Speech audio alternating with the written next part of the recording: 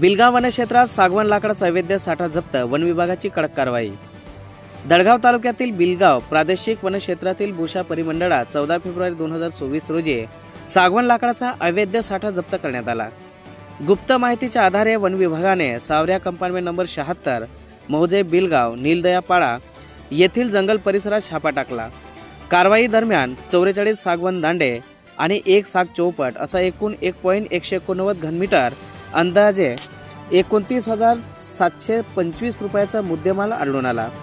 दुर्गम भागातून सुमारे 2 ते 3 किलोमीटर पायी वाहून हा साठा दडगाव टिंबर डेपो येथे जमा करण्यात आला।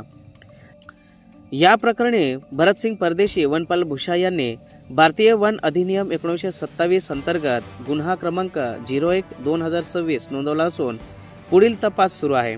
वन अधिकाऱ्यांच्या मार्गदर्शनाखाली ही कारवाई पार पाडली। आदिवासी जनजागृती न्यूज नंदुरबार। नमस्कार।